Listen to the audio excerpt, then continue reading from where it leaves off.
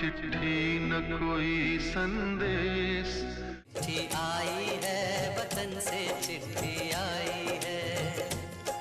संदेश आते हैं हमें तड़पाते हैं, चिट्ठी आती है पूछे जाती। हो लिखना मेरा कागज पे मैंने सारा अरमान निकाला, मेरे इस दिल में जो कुछ था खत में सब लिख डाला। पत्र हे संवादाचं आणि जिव्हाळ्याचं अत्यंत जुनं माध्यम. म्हणजे इतिहासातील घटनांचे पुरावे देणारी पत्र असोत किंवा युद्धात मृत्युमुखी पडलेल्या सैनिकाच्या मृत्यूची बातमी देणारं दुःखद पत्र असो, गुलाबाच्या सुकलेल्या पाकळ्यांमधून प्रेमाची आठवण देणारं प्रेमपत्र असो, किंवा नोकरीवर रुजू व्हा म्हणत आनंदाची बातमी देणारं पत्र असो. नोकरी करणाऱ्या तरुणाने आपल्या वृद्ध आईवडिलांना मनी ऑर्डर पाठवणारं पत्र असो, किंवा मृत्युमुखी पडलेल्या एखाद्या व्यक्तीच्या आत्महत्येचं खरं कारण सांगणारं पत्र असो, क्रांतीची सुरुवात करणारं पत्र असो किंवा शांतीची स्थापना करणारं पत्र असो. पत्र हा सगळ्यांच्या जिव्हाळ्याचा आणि खाजगी विषय. पण मी हे सगळं का सांगते? कारण आज 9 ऑक्टोबर आहे, जागतिक टपाल दिन. आणि त्याच निमित्ताने टपालच्या सर्व कर्मचाऱ्यांना शुभेच्छा देण्यासाठी आणि मानवंदना देण्यासाठी हा छोटासा व्हिडिओ मी बनवलेला आहे. टपाल दिनाच्या निमित्ताने पत्रांचं महत्त्व समजून सांगणाऱ्या एका मराठी पुस्तकाचा रिव्ह्यू सुद्धा मी करणार आहे. चला तर मग व्हिडिओला सुरुवात करूया. त्यापूर्वी नमस्कार, मी साधना कसपटे महानूर तुम्हा सगळ्यांचं रेघोट्यामध्ये मनापासून स्वागत करते. रेघोट्या चॅनलला तुम्ही सबस्क्राईब केलं नसेल तर सबस्क्राईब करा, बेल आयकनवर क्लिक करा. चला तर लगेच पुस्तकाच्या रिव्ह्यूकडे वळूया. आज ज्या पुस्तकाचा रिव्ह्यू मी करणार आहे ते पुस्तक आहे अरविंद जगताप लिखित पत्रास कारण की. यात एकूण 50 पत्र आहेत जी वेगवेगळ्या विषयावरती लिहिलेली आहेत. झी मराठीवरील अत्यंत गाजलेला कार्यक्रम म्हणजे चला हवा येऊ द्या. तर त्या चला हवा येऊ द्या या कार्यक्रमामध्ये सागर कारंडे यांनी जी काही पत्र वाचलेली आहेत त्या पत्रांचं एकत्रीकरण म्हणजे हे पुस्तक आहे. खरं तर नेहमी असं होतं की आधी एखादी कादंबरी लिहिली जाते, मग त्याच्यावर आधारित चित्रपट किंवा सिरियल बनवली जाते. पण या पुस्तकाची गंमत उलटी आहे.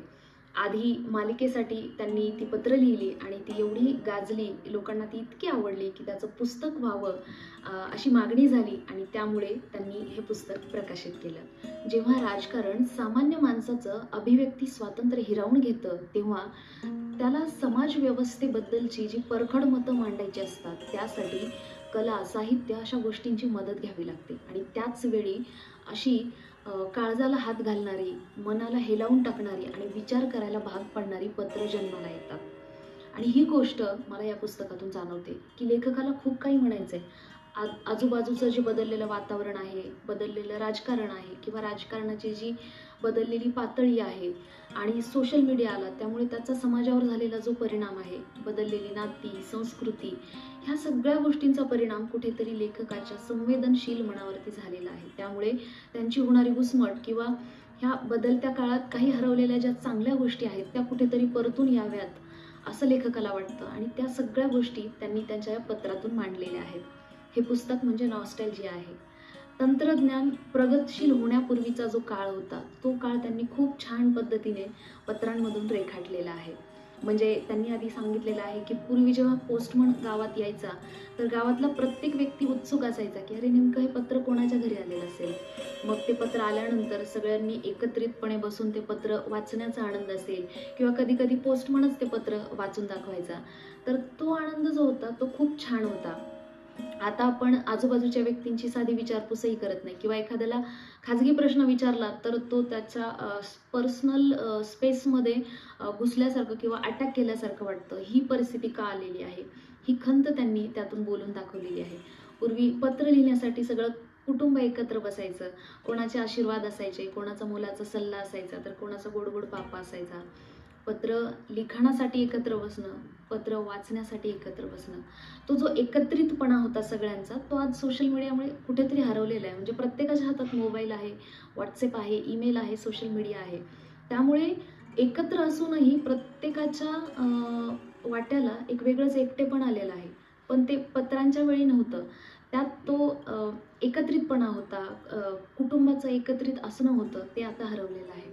आणि त्यांनी हेही सांगितलेलं आहे की सध्या ईमेल असेल किंवा व्हॉट्सअपवरती येणारे मेसेजेस असतील ते येऊन पडलेले असतात.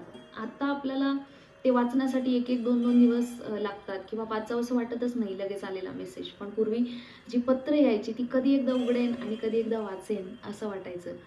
तर हा जो काळ बदललेला आहे, तो का बदललेला आहे, त्याला नेमक्या कुठल्या गोष्टी जबाबदार आहेत, याच्यावरती त्यांनी अतिशय छान पद्धतीने परखड मत व्यक्त केलेलं आहे. जवळजवळ सर्वच विषयांवर या पत्रांमधून त्यांनी भाष्य केलेलं आहे.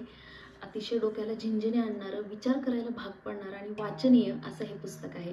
हे पुस्तक वाचणाऱ्या प्रत्येकाला नक्की आवडेल आणि हे पुस्तक वाचून आपणही कोणाला तरी पत्र लिहावं असं मनापासून वाटेल. हे पुस्तक म्हणजे मराठी साहित्याला लाभलेला एक अनोखा ठेवा आहे.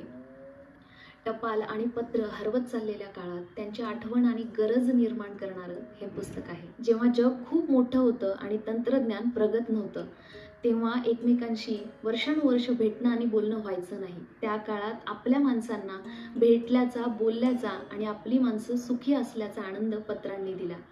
जगाला जोडणाऱ्या आणि 2 माणसांमधील संवादाचं प्रेमळ माध्यम निर्माण करणाऱ्या, टपाल या संकल्पनेला वास्तवात उतरवणाऱ्या आणि गावोगावी घरोघरी पत्र पोहोचवणाऱ्या सर्व टपाल कर्मचाऱ्यांना जागतिक टपाल दिनाच्या खूप खूप शुभेच्छा.